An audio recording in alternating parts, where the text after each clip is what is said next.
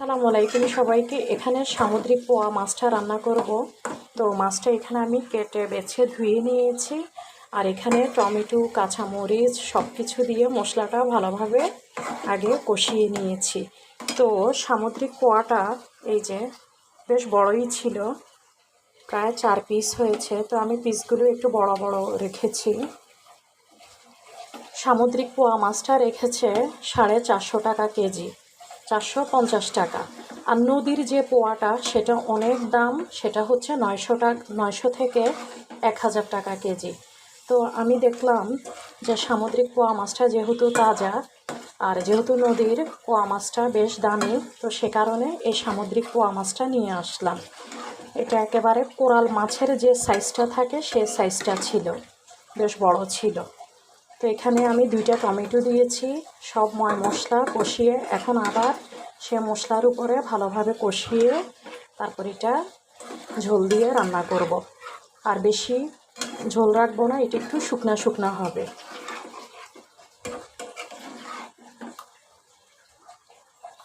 নদীর পোয়ার চেয়ে সামুদ্রিক পোয়াটাও কিন্তু ভালো।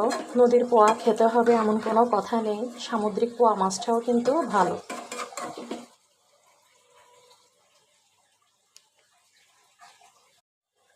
পোয়া মাছটা হয়ে এসেছে, এখন আমি এটাতে ধনেপাতা দিয়েছি।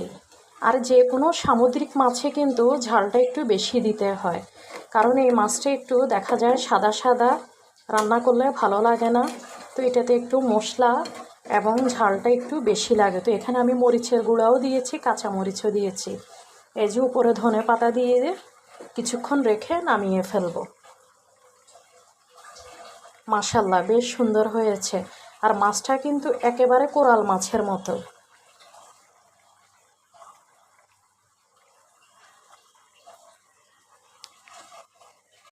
এই মাছটা আমি বেশিক্ষণ নাড়াচাড়া করিনি, কারণ যেহেতু এটা সামুদ্রিক নরম মাছ, এ কারণে বেশিক্ষণ নাড়াচাড়া করিনি। যখন আমি মাছটা কষাচ্ছিলাম কাঁচা অবস্থায়, তখনই অনেকক্ষণ নেড়ে চেড়ে ভালো করে মেখে বসিয়েছি।